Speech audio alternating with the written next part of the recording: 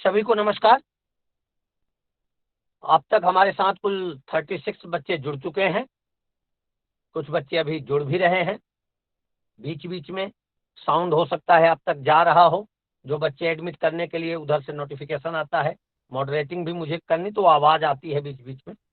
अच्छा, कैमरे को ऑन करने की आवश्यकता है अथवा कि नहीं?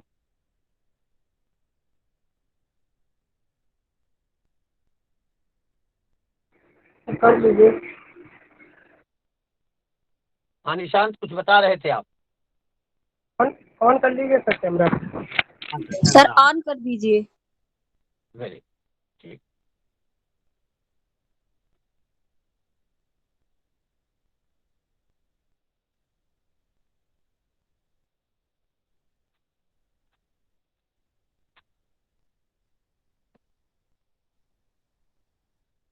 ठीक है, अब तक चित्र पहुंच पा रहा है? Yes sir. ये एडमिट करने का काम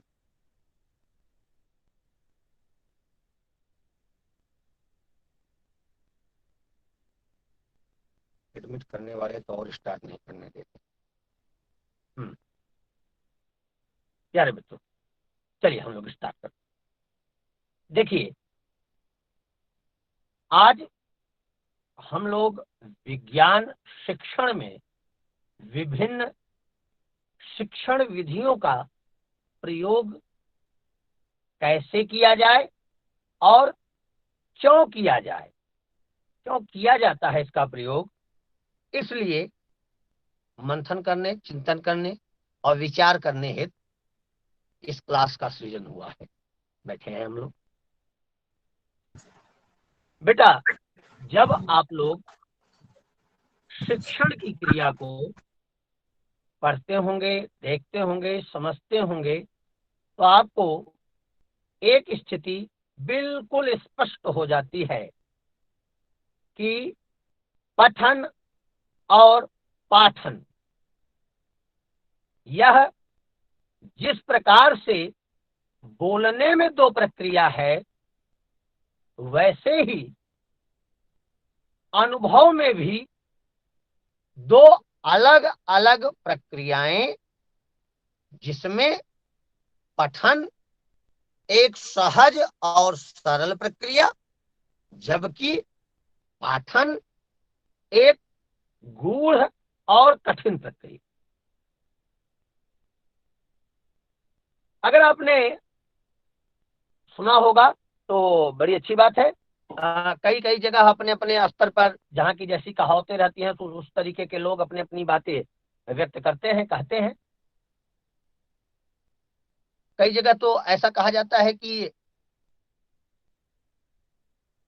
पढ़ाना कोई teaching is a not everybody cup cup of T, कोई चाय का कप नहीं है स्विप कर लिया। शिक्षण शिक्षण एक ऐसी प्रक्रिया है जिसमें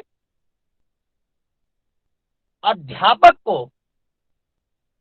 अपने अंदर के समस्त संदेहों को दूर करने के पश्चात एक यथार्थ निष्कर्ष पर पहुंचना होता है, और यथार्थ निष्कर्ष पर पहुंचकर जो निष्कर्ष से निकला हुआ रिजल्ट है, वह छात्रों तक प्रस्तुत करना हो। आप जानते हैं, शिक्षक, शिक्षार्थी और पाठ्यक्रम, ये तीन बिंदु हैं शिक्षण के। इनमें से किसी एक की भी अरुचि अथवा अल्पता अथवा तो अयोग्यता शिक्षण प्रक्रिया को प्रभावित करती है। अब शिक्षण कब महत्वपूर्ण भाव से चलेगा? जब शिक्षक शिक्षण प्रदान करते समय बताई जाने वाली विषय वस्तु को अपने अनुभव में पूर्व ही उतार चुका होगा और अनुभव से प्राप्त निष्कर्षों को आपके सामने कहे। आपने एक शब्द सुना होगा, प्रभावशाली शिक्षण। कब और कैसे प्रभावशाली शिक्षण शब्द तो हो गया, कब और कैसे? प्रभावशाली शिक्षण तब होगा जब अध्यापक शिक्षण कराने से पहले शिक्षार्थी बन के उस विषय बिंदु को गूढ़ता के साथ, गहनता के साथ अध्ययन में उतारा होगा और एक निष्कर्षीय भाव बनाया होगा, तब जाके प्रस्तुतिकरण बहुत अच्छे ढंग से होगा। कई बार आपने देखा होगा शब्द चयन ही बता देते हैं कि प्रस्तुति कैसी चल रही। शब्द चयन के द्वारा ही। जी बेटा, अच्छा चले आए, थैंक यू। एक सेकंड, और उधर बता देना पंकज को कि मॉडरेट करते चले। हाँ, एक सेकंड बीच में जरा बेटे ने कुछ हम बता रहे थे धारा प्रवाह। अपनी बात को रखने हेतु शब्द चयन, फ्लो में बोलना, धारा प्रवाहित होकर बोलना, यह इस बात का प्रमाण होता है कि आपने विषय के प्रति अपने को कितना सबल बनाया है। तो जितने भी हमारे प्यारे बेटे और बेटियां इस समय क्लास में प्रशिक्षण के स्वरूप में शिक्षण प्राप्त कर रहे हैं, उन सभी से क्लास के आरंभ में ही यह बात स्पष्ट रूप से मैं कह देना चाहूंगा कि शिक्षण प्राप्त करना बड़ी सहज और सरल क्रिया है, लेकिन शिक्षण प्रदान करना एक बहुविशेष क्रिया है। कहना क्या चाह रहा हूं, एकदम और धरातल पर और सरल करके कह देता हूं। पढ़ना आसान है, पढ़ाना पढ़ने से अनुपात से कहीं ज्यादा कठिन, क्योंकि पढ़ना अपने मस्तिष्क के अनुसार, अपने शारीरिक अवस्था के अनुसार, अपने भाव के अनुसार स्वीकार किया जाता है, स्थापित किया जाता है, जबकि पढ़ाना विद्यार्थी के मस्तिष्क के अनुसार, विद्यार्थी की शारीरिक क्षमता के अनुसार एवं वातावरण की विशिष्टता के अनुसार स्थापित किया जाता है। जैसा वातावरण है उसी को ध्यान में रखकर शिक्षण कराया जाता। अब जब हम लोग विज्ञान शिक्षण की तरफ चलते हैं तो यह बात बड़ी स्पष्टता के साथ मैं कह दूं, विज्ञान का शिक्षण बड़ी टेढ़ी खीर है। कारण है, अनेकानेक शोधों में आपने पढ़ा भी होगा, विज्ञान में कुछ भी गलत नहीं होता। हो सकता है यह कमेंट विवादास्पद कमेंट बने, लेकिन कोई बात, कुछ भी गलत नहीं होता। इसका क्या मतलब है? विज्ञान शोध पर आधारित विषय है। यह शोध करता है निष्कर्ष की प्राप्ति हेतु, और जो निष्कर्ष प्राप्त होते हैं वही अंतिम निष्कर्ष हो ऐसा भी जरूरी नहीं है। उससे और आगे भी निष्कर्ष हो सकते हैं। आपने सुना भी होगा, पहले वो छोटी वाली वो क्या दिया कहा जाता था, जिससे घरों में बाती उसमें लगा करके और मिट्टी का तेल भर करके प्रकाश किया जाता था घरों में। उसके बाद उसका अगला एक स्वरूप आया लालटेन। सुना है ना आप लोगों ने? लालटेन आया। लालटेन जिसने बनाया था उसने सोचा इस स्थिति की ये सबसे सर्वोत्तम रचना लेकिन उसके बाद लैंप आया, लैंप के बाद चार्जेबल लाइटें आई, और चार्जेबल के बाद फिर आपने देखा होगा भांति भांति के चार्ज बल्ब, एलईडी, एलसीडी, पता नहीं क्या क्या हम लोगों के सामने निरंतर नए नए नए नए नए अनुसंधान से निकलने वाले निष्कर्ष, एक एक प्रोडक्ट हम लोगों के सामने आते जा रहे हैं। ये क्या बताते हैं? विज्ञान शोधपरक और खोज पर आधारित, मस्तिष्क को किसी एक निष्कर्ष पर ले जाकर विराम चिन्ह लगा देने का विषय नहीं है। मस्तिष्क को बराबर खोज करने की प्रक्रिया में लगाए रहने की प्रणाली है विज्ञान। यह हमें सिखाता है एक स्वरूप से दूसरे स्वरूप में, जब कोई वस्तु आ गई है उसको हमने प्रेजेंट कर दिया, अब हम उस दूसरे स्वरूप से उसके अगले स्वरूप के लिए फिर चिंतन करेंगे, कैसे बढ़ेंगे उसके बारे में भी चिंतन करेंगे। और इस दौरान जिस सिद्धांत का प्रयोग करते हैं उसे कहते हैं खोज, अन्वेषण करना, खोज करना। तो विज्ञान शिक्षण की शिक्षण प्रविधियों में खोज विधि बहुत महत्वपूर्ण विधि है, जिसको इंग्लिश में डिस्कवरी मेथड कहते हैं। इसकी तमाम और विधियां होती हैं, आपको मालूम ही होगा।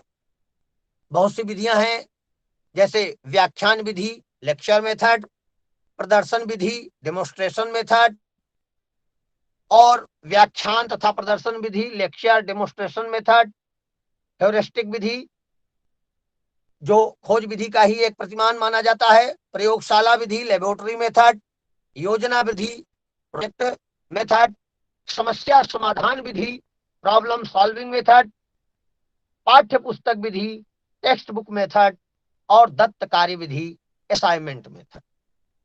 ये सब चीजें आपके शिक्षण में प्रयोग की जाती होंगी। आपको असाइनमेंट दिया जाता होगा, प्रोजेक्ट दिया जाता होगा, कई चीजें। अब जब हम खोज की तरफ बढ़ते हैं तो सबसे पहले यह जान लेना है कि डिस्कवरी मेथड के जनक कौन है। क्या कोई बच्चा बताना चाहेगा? आदित्य सिंह, आदित्य सिंह, आइए कॉर्नर। आर्मस्ट्रॉन्ग, केस बर्नल। आर्मस्ट्रॉन्ग। लिख करके आप टाइप करके बताएं, कोई बात नहीं। कोई एक दो बच्चे, एक बच्चे ने कहा आर्मस्ट्रॉन्ग, और कोई बच्चा? आई.एस. बर्नल, निशांत ने कहा, जे.एस. बर्नल, पूजा शुक्ला ने कहा।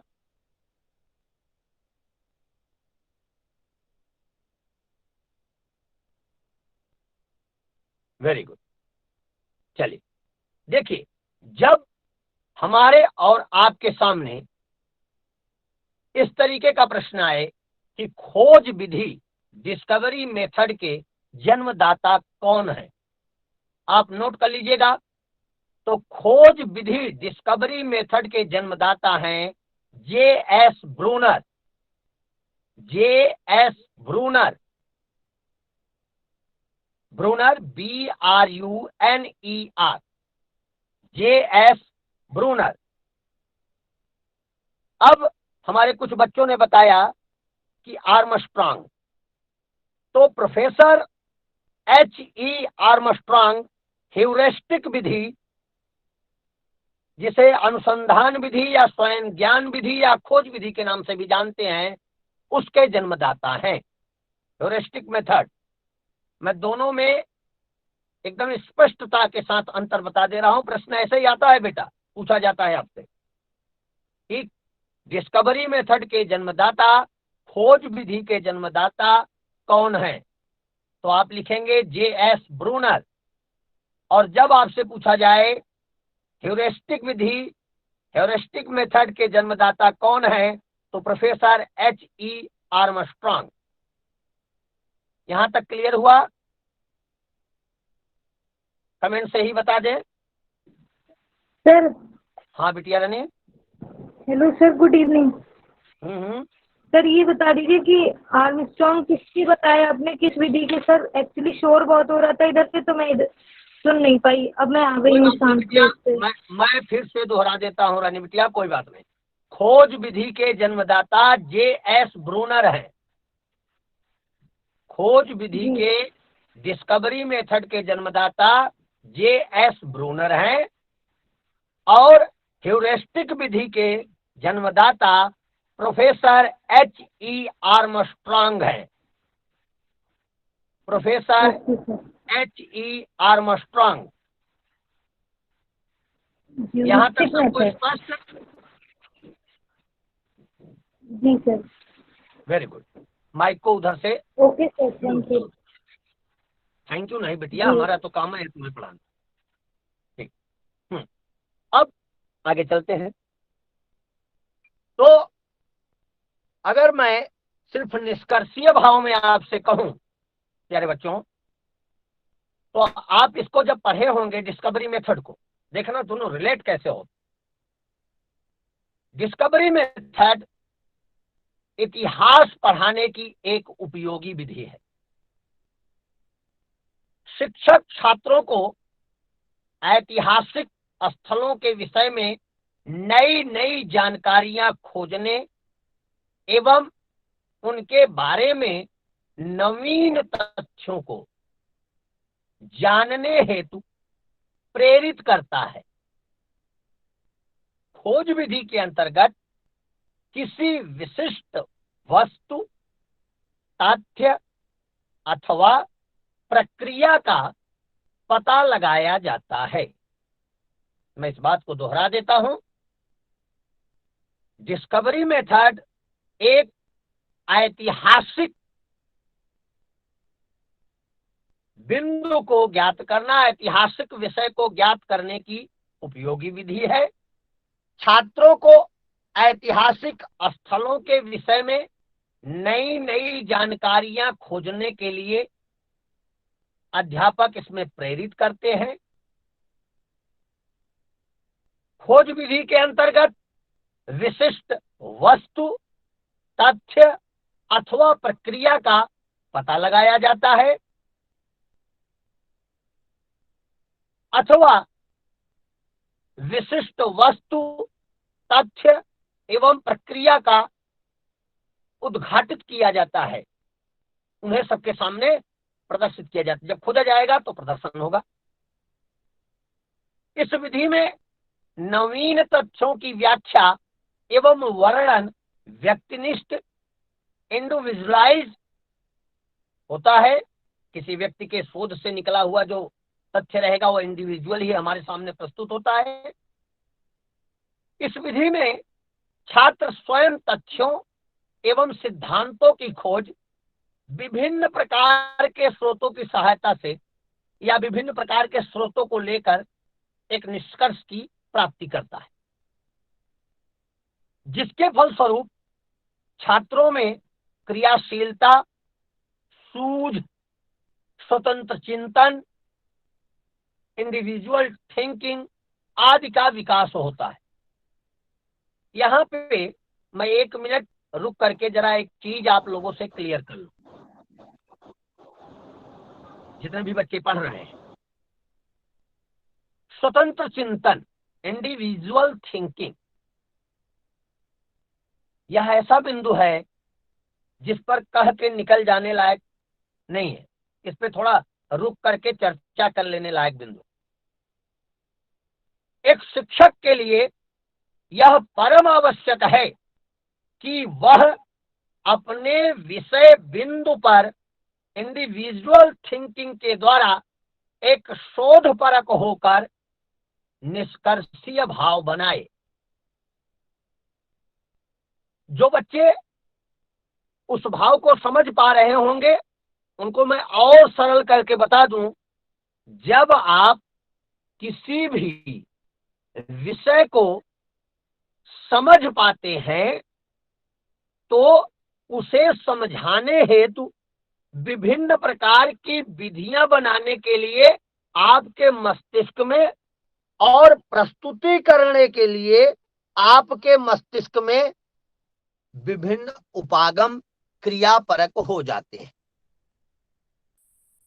आपने देखा होगा एक एक्सपर्ट, मैं उदाहरण के साथ आपको बता रहा हूं, एक एक्सपर्ट अगर किसी बालक को अथवा बालिका को साइकिल चलाने का प्रशिक्षण दे, तो दोनों चीजों में दो लोगों के द्वारा प्रशिक्षण का मैं वर्णन कर रहा हूं, इससे आप समझिएगा।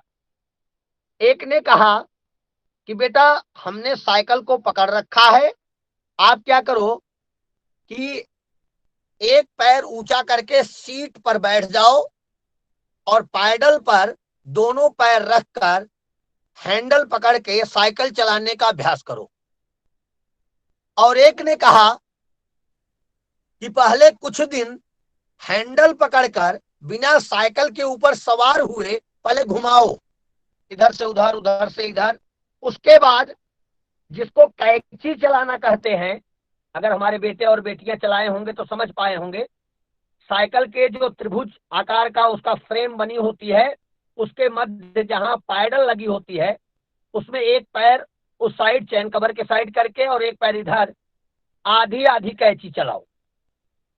चलाते हुए एक पैर से भार लेकर साइकिल पे पहले उसके भार को, अपने भार को मेंटेन करो। आई हैंड और लेग कोऑर्डिनेशन सीखो, पैर, हाथ और आंख का एक समन्वय बनाना सीखो, और साथ ही साथ संतुलन बनाना भी सीखो। आपने देखा होगा दाहिने पैर से जब पैडल को दबाते हैं तो बायां पैर ऊपर उठता है, फिर बाएं पैर से दबाते हैं तो दाहिना उठता है। प्रारंभिक अवस्था में एक पैर नीचे झटक जाता है, लेकिन धीरे धीरे धीरे धीरे करके कैंचे चलानी आ जाती है।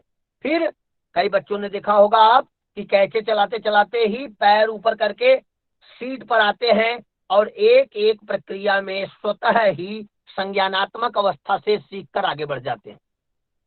ये तो हमने आपको उदाहरण दिया साइकिल चलाने का। यहाँ साइकिल चलाना सिखाना हमारा मकसद नहीं, हमारा मकसद तो दोनों प्रक्रियाओं से है जो अपनाई गई। पहली प्रक्रिया क्या थी? सीधे सीट पर बैठा देना, न कोऑर्डिनेशन सिखाया जाना, न किसी तरीके का संतुलन बनाने के लिए उनको बताना, ना आई हैंड कोऑर्डिनेशन, ना आई हैंड लेग कोऑर्डिनेशन सिखाना। इससे क्या होता है, बच्चों में साइकिल चलाने की तो योग्यता धीरे धीरे करके आ जाती है, लेकिन साइकिल को विधिवत योग्य होकर चलाने की योग्यता पूरे टाइम नहीं आती, पूरे टाइम नहीं आती। कारण है उन्होंने प्रारंभिक अवस्था से शिक्षण ही नहीं किया।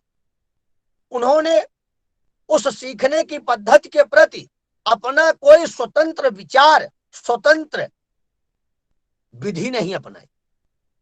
जब कैंचे चलाने का अभ्यास आपको कराया जाता है, उसी दौरान आप धीरे धीरे, बताए वाले ने एक चीज आपको बताया और आप चार उसमें जोड़ते चले गए।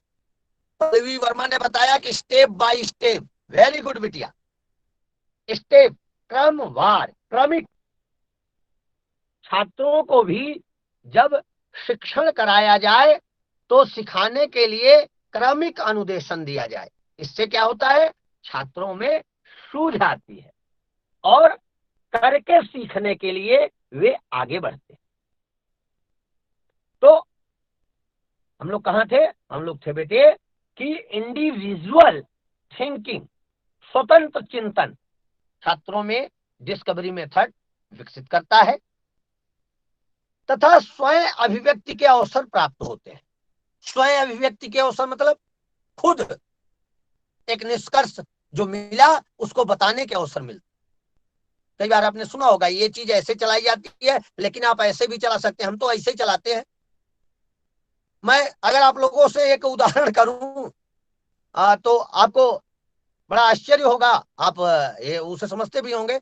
आप जिस मोबाइल से गूगल मीट से जुड़े हुए हैं, इसके फंक्शनिंग के बारे में आप कितना जानते हैं? मैं नहीं कहता, कि आप हमें उसके परसेंटेज को बताएं या परसेंटेज आप निकाले होंगे, नहीं, लेकिन मैं ये विश्वास के साथ कहता हूं कि 20 से 25% तक आप उस मोबाइल के बारे में जानते हैं जिस मोबाइल का आप इस्तेमाल करते हैं। ये अधिकतम सीमा है। अभी भी 80 से 75% ऐसा है जिसको सीखना शेष है। कारण है स्टेप बाय स्टेप का मेथड नहीं, देखकर आपने सीखा है। वो वाला मोबाइल कैसे चलता था, भैया कैसे चलाते थे, पिता कैसे चलाते थे, उनको देखकर आपने कॉपी पेस्ट कर लिया और जिनसे काम चलने लगी, बस काम चलाऊं चीजें आप जान गए, बस उसी पर आप आगे बढ़े चले जा रहे हैं। अभी बहुत कुछ चीजें उसमें ऐसी हैं जो आप आसानी के साथ जान सकते हैं। फंक्शनिंग है, नेट पे नहीं, विदाउट नेट की बात कर रहा हूं, सिर्फ उस मोबाइल की फंक्शनिंग। जब उसके बारे में आप चिंतन करेंगे, एक एक चीज जानने की कोशिश करेंगे, तो आपको पता चलेगा कि यह यंत्र बड़ा उपयोगी है, यह तो बहुत कुछ है। तो ये पता कैसे चलेगा? खोज के द्वारा। पता कैसे चलेगा? निरंतर अभ्यास के द्वारा। इस शिक्षण विधि की सहायता से विद्यार्थियों में सृजनात्मक चिंतन तथा विश्लेषण एवं संश्लेषण करने की योग्यता का विकास होता है। इस बात को मैं फिर से कहना चाहूं, इस शिक्षण विधि की सहायता से विद्यार्थियों में सृजनात्मक चिंतन तथा विश्लेषण एवं संश्लेषण करने की योग्यता का विकास होता है। अब 3 चीजें निकली, सृजनात्मक चिंतन, फिर विश्लेषण और फिर संश्लेषण। सृजनात्मक चिंतन क्या है? कोई बेटा टाइप करके बताए, सृजनात्मक चिंतन किसे कहते हैं?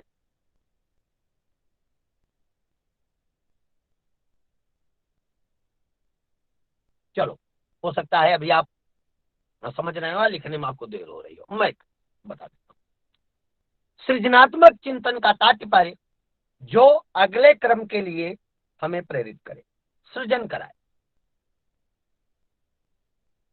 अन्वेषण और विश्लेषण, स्वरूप क्या है उसको देखना, उसको समझना, एक एक पार्ट के बारे में समझना, एक एक प्रक्रिया के बारे में समझना और विश्लेषित करना, इसकी प्रक्रिया क्या रही, इसको आपने बनाया कैसे। जैसे उदाहरण के लिए मैं कहूं, एक किसी भी उपकरण का प्रेमी, किसी भी उपकरण का प्रेमी उपकरण प्राप्त करने के पश्चात उपकरण को सजाकर संवार कर रखता है, जेब में बचा कर रखता है, बैग में। और एक प्रक्रिया प्रेमी एक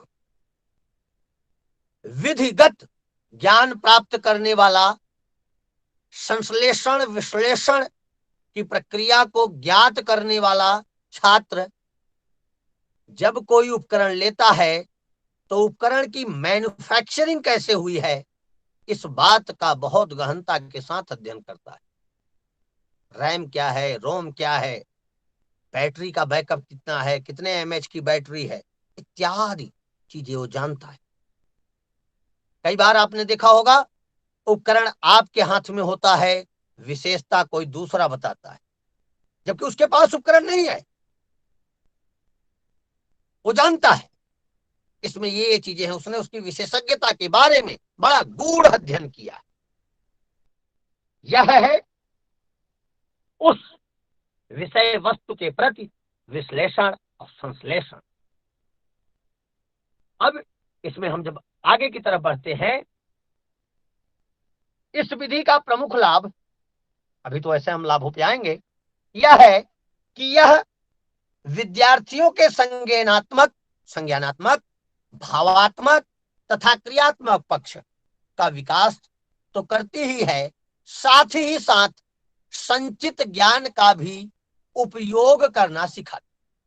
संचित ज्ञान, जो अनुभव से प्राप्त ज्ञान है, उनका उपयोग करना डिस्कवरी मेथड हमें सिखाता।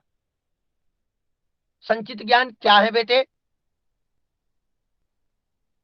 संचित ज्ञान के बारे में कोई उदाहरण अगर आपसे पूछा जाए तो आप क्या बताएंगे? मैं बता, एक लंबी दूरी की यात्रा करने के पश्चात यात्रा करते समय मार्ग में आने वाली विभिन्न प्रकार की अवरोधित प्रक्रियाएं सबके लिए एक जैसी हो? कदापि नहीं। अथवा किसी एक ही यंत्र पर काम करते हुए सबको एक जैसी सहजता मिले? कदापि नहीं।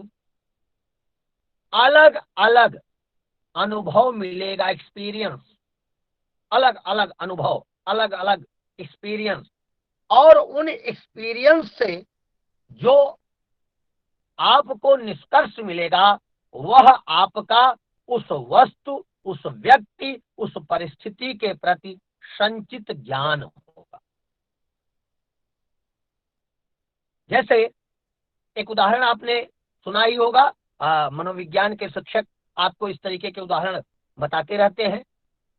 बदली की अवस्था में बिना बारिश के, बदली की अवस्था में सुबह ड्यूटी के तरफ निकलते हुए घोर एकदम काली बदली छाई हो और बारिश बिल्कुल एक बूंद न पड़ रही हो, तो छतरी की व्यवस्था अथवा रेन कोट की व्यवस्था करने के लिए हमारे मस्तिष्क से जो कमांड आती है वह हमें वर्षा ऋतु से भीगने के पश्चात होने वाली गति के अनुभव से संचित जो ज्ञान है कि हम बीमार हो सकते हैं, कपड़े खराब हो सकते हैं, ऑफिस में जाना है, दिन भर काम करना है, ऐसा हो सकता है, वैसा हो सकता है, ये जो ज्ञान है यह आपका एक्सपीरियंशियल ज्ञान, यह संचित ज्ञान।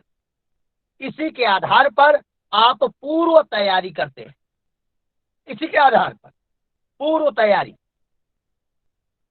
कई कई लोगों को देखा होगा यात्रा से एक दिन पहले ही अपना संपूर्ण साजो सामान बांध करके तैयार हो जाते, कहते भैया कल यात्रा है, आज हम जरा तैयार हो ले। और कई लोग विशेषकर हमारे प्यारे बेटे बेटियां जिनको मैं पढ़ा रहा हूं, ऑन द स्पॉट तैयारी। अब चलना है तब तैयारी होगी, मम्मी ये कहाँ, पापा ये कहाँ, दूठे यहाँ छूटा, दूठे वहां छूटा, इस तरीके से भी चलते, वहां कुछ न कुछ छूटने का हो जाता है। व्यवस्थित तैयारी एक्सपीरियंस से, संचित ज्ञान से। तो यहां जो हमारी विधि ने कहा कि हमें प्राप्त निष्कर्षों से एक संचित ज्ञान मिलता है और उन्हीं ज्ञानों का हम उपयोग करके अपने शिक्षण को और प्रभावशाली बनाते हैं। चलिए अब इसके अगले पायदान पे चलें। देखिए, खोज अधिगम एक पूछताछ आधारित अधिगम है बेटा। जब बर्नर साहब ने इस विधि का प्रतिपादन किया, बनाया, तो उनका मानना था कि अपने लिए खोज में अभ्यास ही सूचनाएं इस ढंग से प्राप्त करना सिखाता है जिससे सही रूप से समस्या समाधान में बहुत मदद मिलती।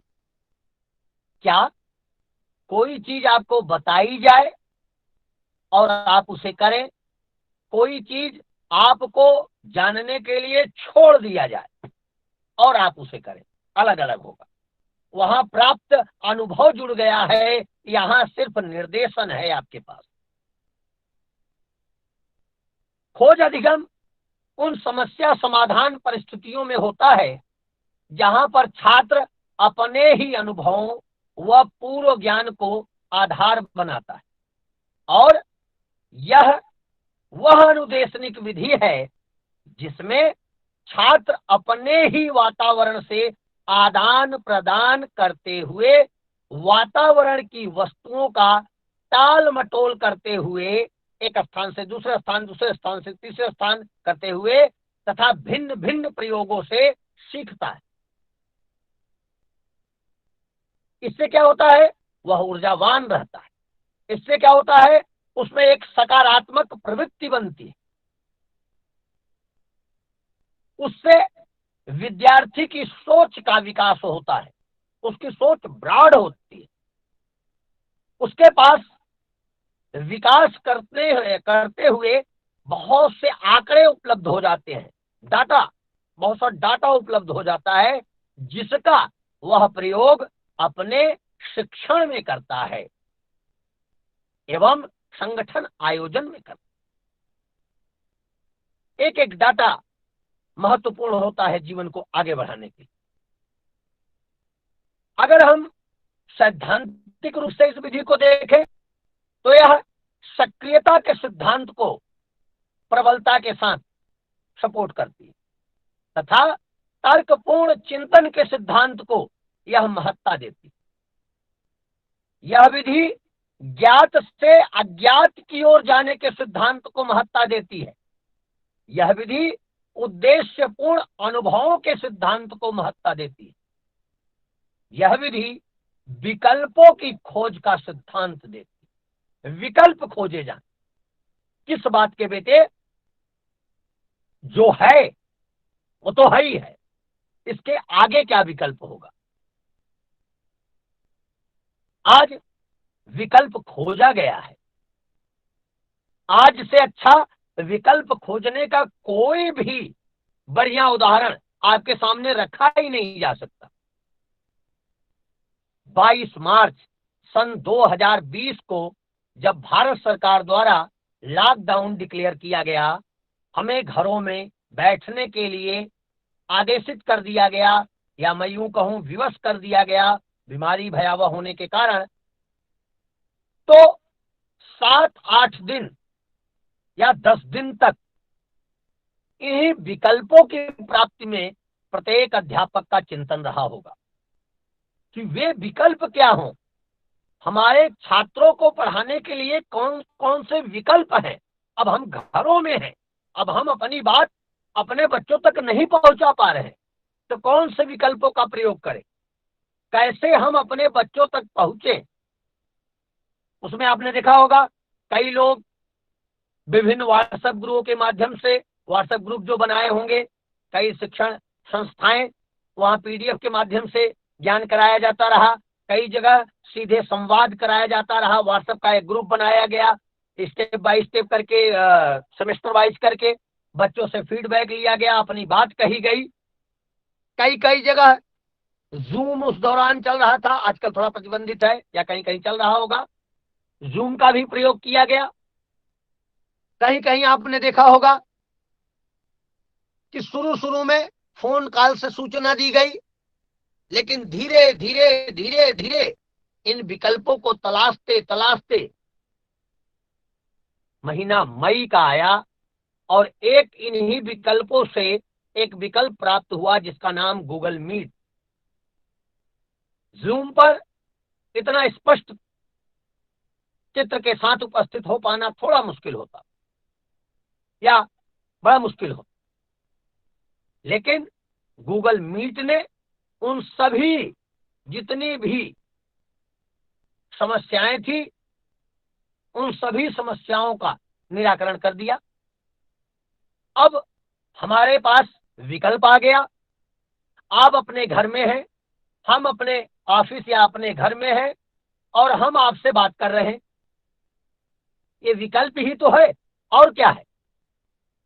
क्या कभी आपने सोचा था, कभी आपने इस तरीके का चिंतन किया था जब आप क्लास में अपने पढ़ने जाते थे कि एक दिन मैं अपने घर में बैठा रहूंगा, चाय की चुस्कियां लेता रहूंगा, मम्मी के आदेशों का पालन करता रहूंगा और शिक्षण हमारा चलता रहेगा।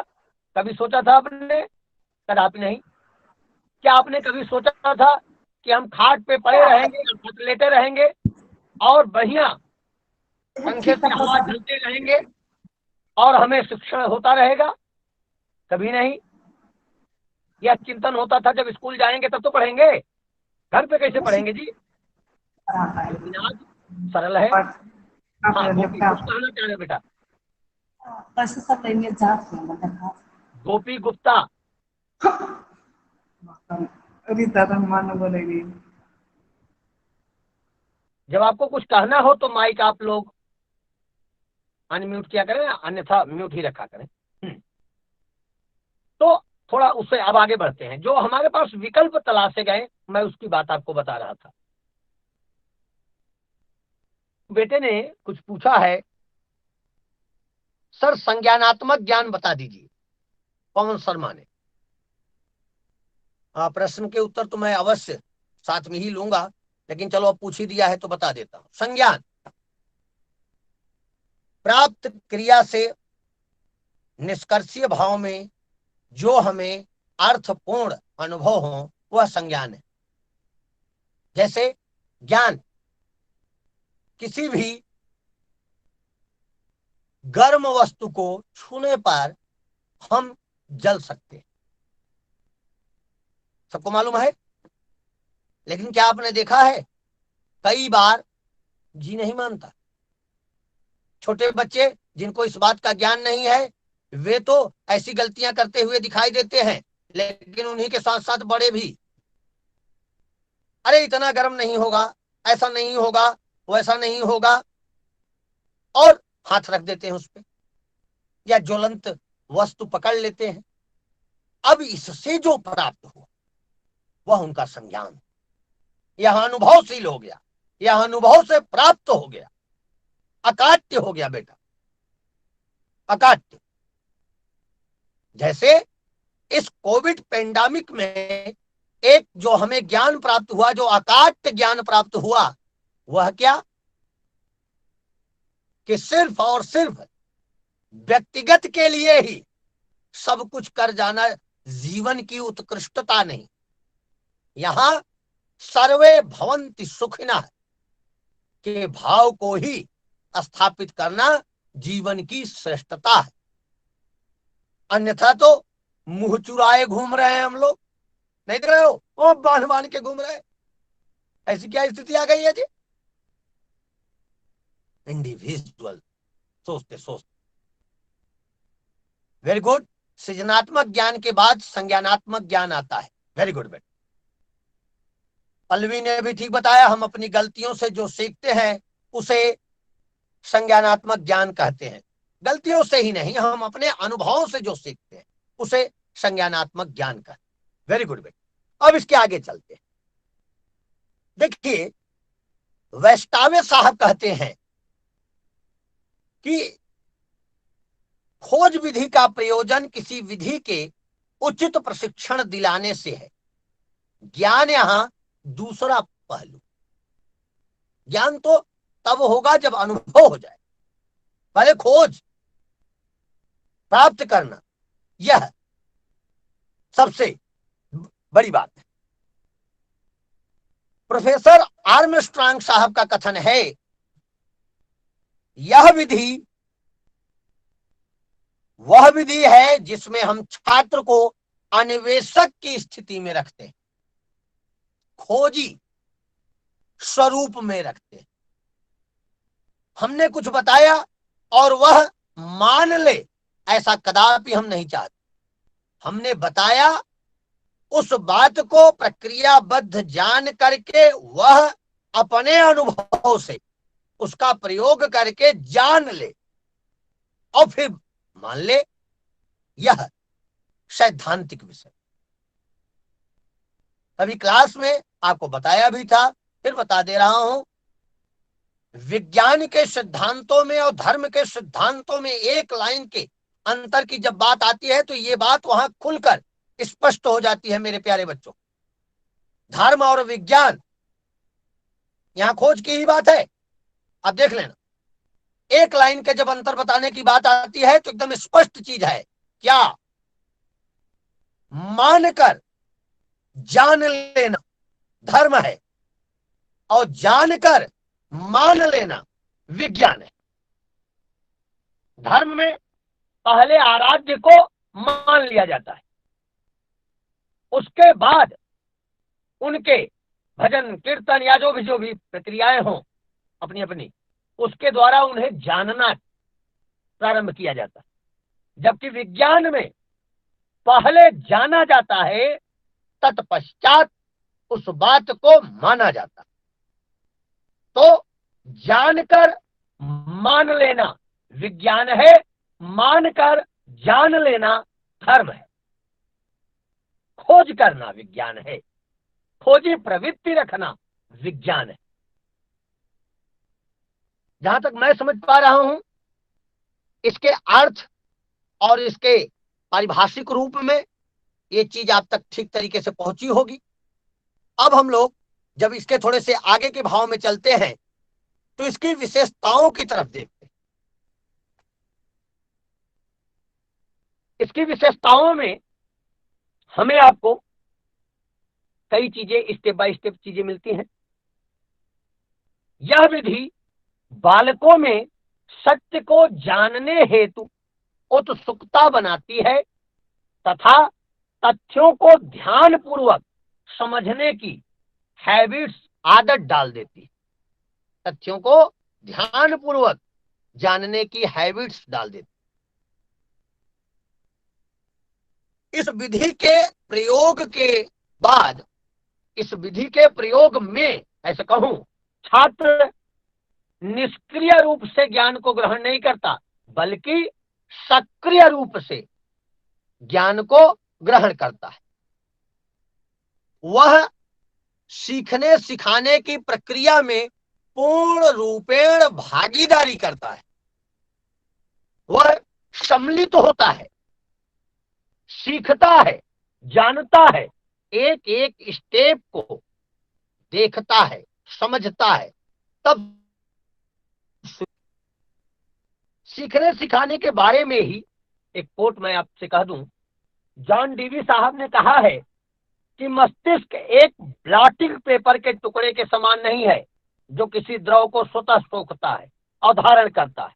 यह तो एक जीवधारी लिविंग ऑर्गेनाइज्म है जिसे अपने भोजन की खोज करनी पड़ती है तथा जो अपनी वर्तमान अवस्था एवं आवश्यकता के अनुसार चुनता है और छोड़ देता है तथा जितना पचा सकता है उतना ही धारण करता है और अपनी शक्ति के रूप में बदल लेता।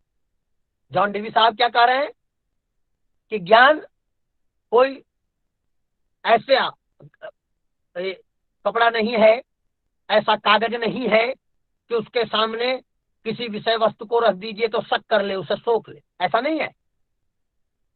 मनुष्य की बुद्धि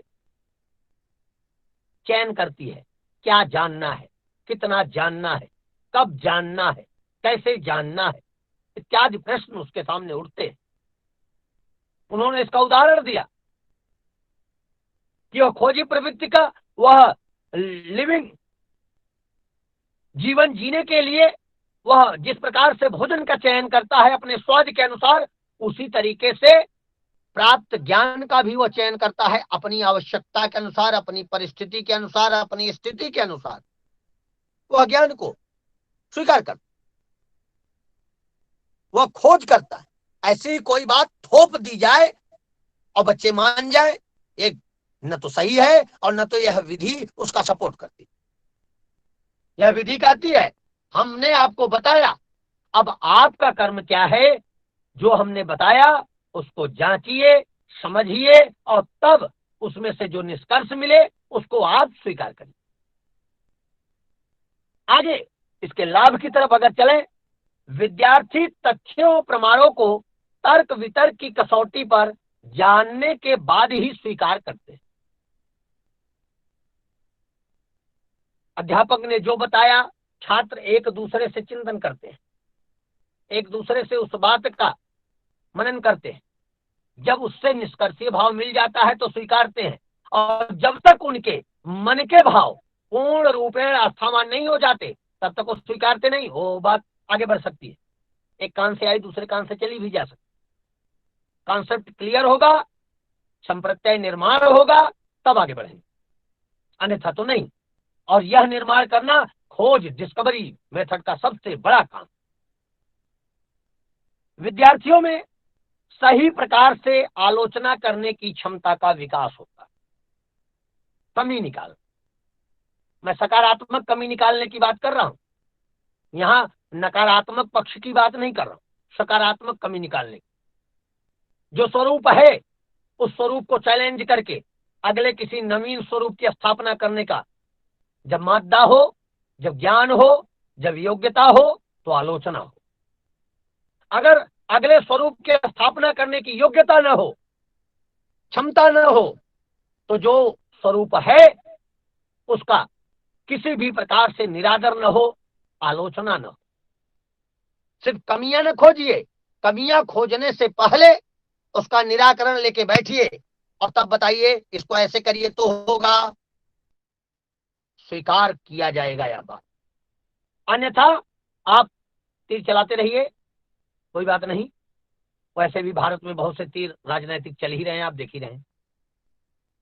इस विधि द्वारा विद्यार्थियों में आत्मविश्वास, आत्मनिर्भरता एवं वैज्ञानिक दृष्टिकोण का विकास होता है।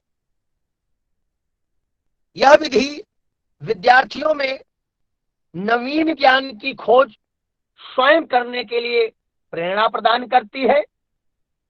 अतः विद्यार्थियों के मस्तिष्क में ज्ञान अस्थायी एवं व्यवहारिक होता है। ज्ञान अस्थायी एवं व्यवहारिक होता है। क्यों बेटा? क्योंकि करके सीखने पे आधारित है। यह विधि बालकों को गृह कार्य देने की आवश्यकता का समर्थन नहीं करती। क्यों? बच्चे ने स्वयं खोजा है, उसने तो संपूर्ण गृह कार्य कर लिया है, तभी तो निष्कर्ष निकला। उसको गृह कार्य देने की आवश्यकता नहीं। अध्यापक को बालकों के गुण तथा अवगुणों को जानने के अवसर मिलते हैं तथा वह उनसे व्यक्तिगत संपर्क, रिपोर्ट स्थापित कर सकता है। इसी खोज विधि में मैं आपको एक शोध करने वाली चीज बता दूं।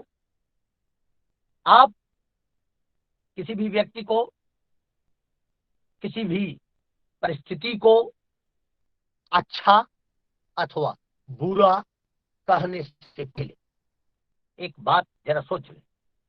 क्या आप उस व्यक्ति, उस परिस्थिति अथवा उस वस्तु के वास्तविक स्वरूप से परिचित हैं? मैं अगर व्यक्ति विशेष के बारे में चिंतन कहूं तो किसी भी व्यक्ति के अंदर जो ओरिजिनल व्यक्ति बैठा है, अगर उसका पता लगाना हो तो उसकी अवस्था से थोड़ा अधिक उसे क्रोध युक्त कर अथवा प्रेम युक्त कर दो, वह अपनी ओरिजिनलिटी पे आ जाए। सामान्य परिस्थितियों में डुप्लीकेशन होता है बेटा, लेकिन थोड़ी सी विशेष परिस्थिति का निर्माण कर दो तो अंदर क्या वास्तविकता चल रही है वह स्पष्ट करके सामने आ जाएगी। खोज कर लीजिए, व्यक्ति कैसा, परिस्थिति कैसी, खोज करके आप जान सकते हैं। डिस्कवरी मेथड का ज्ञान होने पर आप विद्यार्थियों को ये चीजें सिखा सकते हैं। इस विधि से बालकों में परिश्रम करने की आदत पड़ती है। करके सीखने से उनमें परिश्रम करने की आदत विकसित होती है तथा उत्तरदायित्व की भावना का विकास होता है। वे अपने उत्तरदायित्वों को, रिस्पॉन्सिबिलिटी को स्वीकारते हैं। ये हमारी रिस्पॉन्सिबिलिटी, हमें ये करना है, करके चलना है, ये होना ही चाहिए। हमारा यह जो हमें मिले हुए गृह कार्य है इसको हमें करना है। आगे हम इसके अंतिम लाभ की तरफ अगर देखें तो विद्यार्थी सीखने की प्रक्रिया में ऐसी अनेक बातों की सही जानकारी प्राप्त कर लेते हैं जो केवल खोज विधि के माध्यम से ही प्रयोग, मौखिक नहीं। इसका लाभ और हानि दोनों आपको लिखाए गए होंगे। हानि या सीमाएं मैं कहूं, सीमाओं की तरफ अगर चले तो एक दो सीमाएं मैं आपको इसको बता देता हूं। संपूर्ण पाठ्यक्रम को इस विधि से नहीं पढ़ाया जा सकता क्योंकि यह टाइम टेकन मेथड है, इसमें समय अधिक लगता है। जब आप किसी को कार्य देते हैं वो कार्य का निष्पादन करके आता है।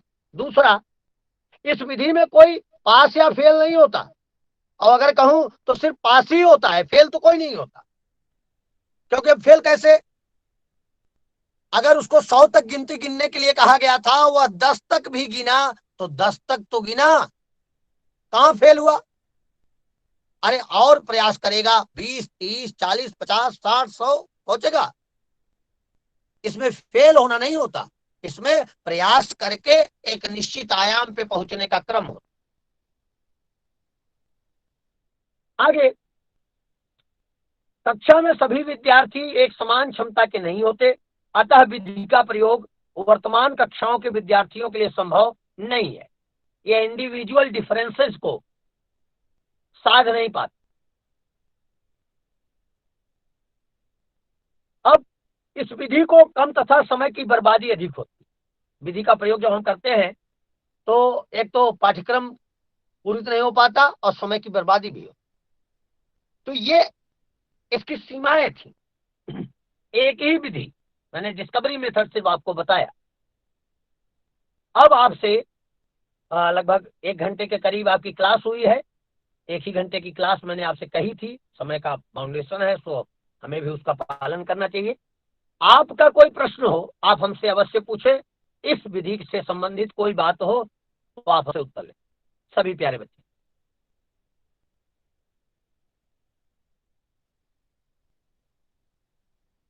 सर साइंस में कैसे इसका यूज करेंगे बता दीजिए इसमें। Very good. साइंस खोज पे आधारित विषय है। किसी भी एक अलग अलग स्वरूप के यंत्र को विद्यार्थियों को देकर और चित्र दिखा करके एक उन यंत्रों से समन्वित बृहद यंत्र के निर्माण में इसका प्रयोग, अथवा तो विज्ञान के समस्त क्रियाकलापों में इसका प्रयोग किया जा सकता है, क्योंकि वो सब खोज पे ही आधारित होते ही हैं। नेक्स्ट। सर ये ऑब्जेक्टिव क्वेश्चन में है कि समस्या विधि किसके आधार पर ज्ञात की गई है? समस्या विधि किसके आधार पर ज्ञात? चलेंगे बेटा, यहाँ नहीं, मैं आपको डिस्कवरी मेथड की बात कर रहा हूँ। सर डिस्कवरी मेथड और ह्यूरिस्टिक मेथड जो है एक ही है या अलग अलग है? हाँ, अब देखिए बिटिया ने बढ़िया प्रश्न पूछा। ह्यूरिस्टिक मेथड अथवा डिस्कवरी मेथड, इस तरीके। 1 मिनट रुक जाइए, इसकी रिकॉर्डिंग थोड़ी सी